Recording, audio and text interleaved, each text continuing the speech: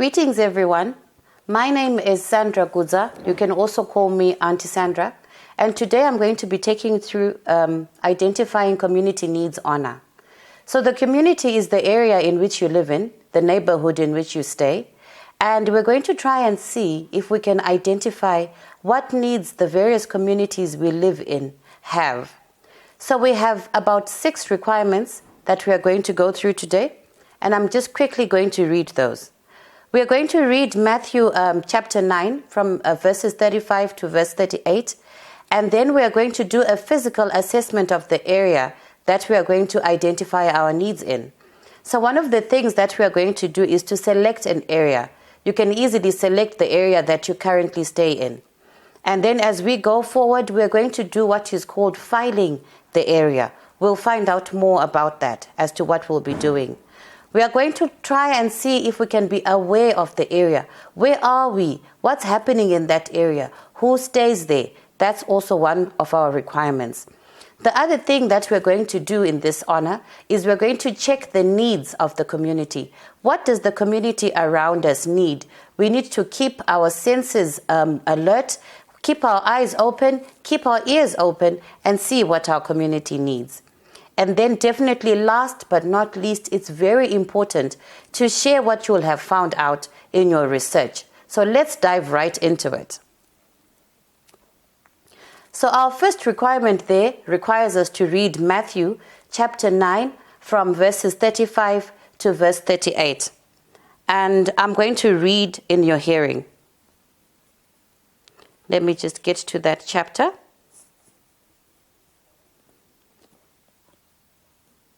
All right, it says there in verse 35, "Then Jesus went about all the cities and the villages, teaching in their synagogues, preaching the gospel of the kingdom, and healing every sickness and every disease amongst the people.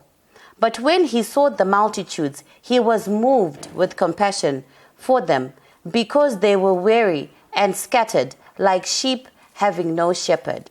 Then he said to the disciples, 'The harvest is plentiful, and the laborers are few. Therefore, pray the Lord of the harvest to send out laborers into his harvest.'" So after reading that, what did you about what Jesus did? What do you think that the needs of your community are? If you listen to that chapter very carefully, you will realize that Jesus looked at the people and saw what their needs were, and he addressed the needs. It says in those verses that he saw that they were like sheep without a shepherd, and so he shepherded them. Many times in the Bible, we hear that Jesus fed the flock. He gave the people food. He gave the people water or drink, and he also allowed them to rest. And this is the kind of shepherding that God wants you and me to do as pathfinders in our community. Now let's continue with our requirements. Requirement number 2 says we need to select an area.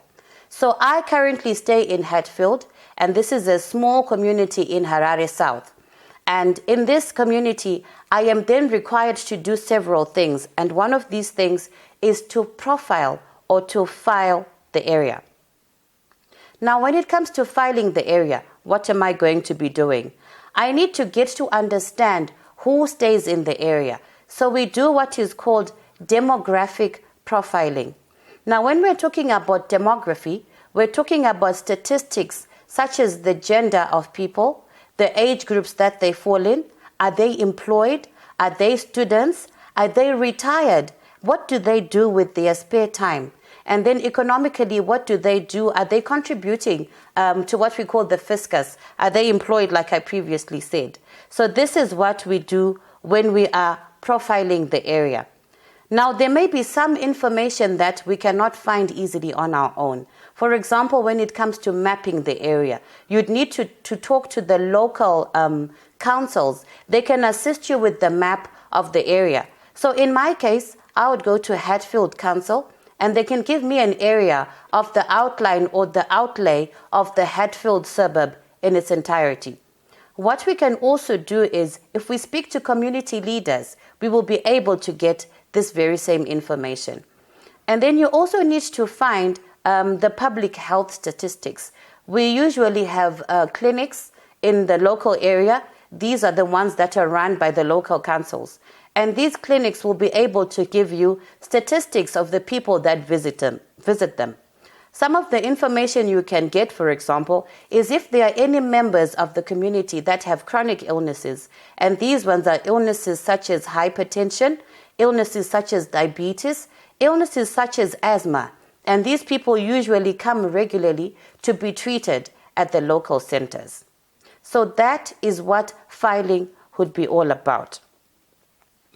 I think it would be very interesting to get to see the map of the areas that we live in. Don't you?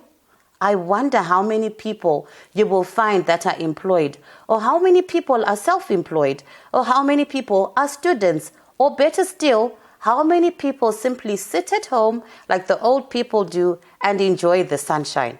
I'd really like to be one of those. But for now, I still need to work. Moving on. Now that is our requirement number 3.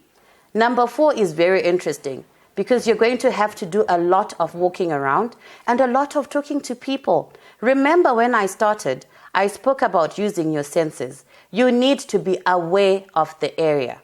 So if I'm to go around my community, which is the Hatfield community, I need to keep my eyes open and see the people on the street. Are there any little children that are going about without any adults?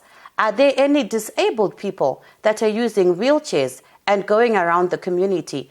Are there any young people who are simply sitting around and lounging around the streets? If I go to the shops, do I see a lot of men who are there milling around and not doing anything? Do I see people who are selling vegetables? Do I see people that have opened market stalls? And what buildings do we have in my community? Do we have a local gym? Do we have maybe a sports facility? Do we have a swimming pool? Do we have a hall or a theater where people can be entertained in their spare time? What about the services that we require? Do we have a police station in Hatfield? Do we have a clinic? And what else do we have? Do we have businesses? Do we have schools in Hatfield? Do we have preschools? And so on and so forth. So this particular requirement will need you to go out with a responsible adult and you go around and see what are the areas that Hatfield has. Does it have recreational facilities like parks where people can safely go to play in a very safe environment? So you need to be aware of your environment. Fairly close to Hatfield, for example, we have Mukuvisi Woodlands. Mukuvisi Woodlands hosts a lot of animals that people can pay money for and go in and see. So that would also be part of my profiling. So that is requirement number 4.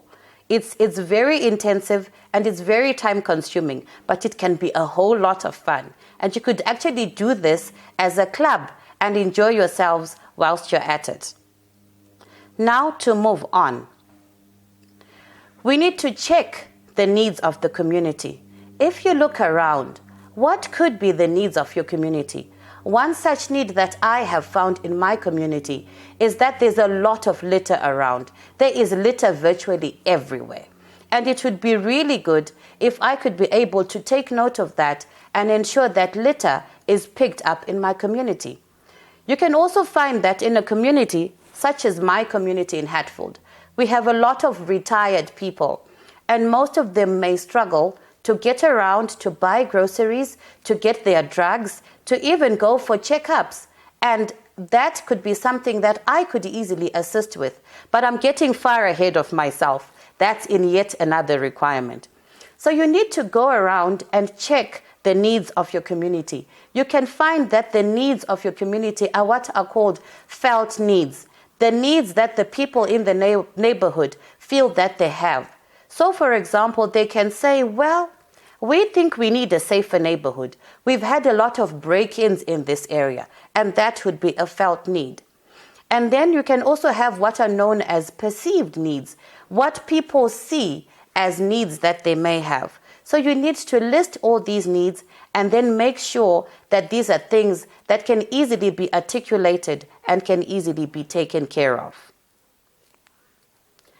Now, another way to get the needs of people, because it's a very big community, it may be difficult to go from one person to the next to try and pick up these needs. So what you can easily do is to develop a survey. A survey is simply a list of questions that you can then go around and hand to people and ask them to fill those in for you and give you information.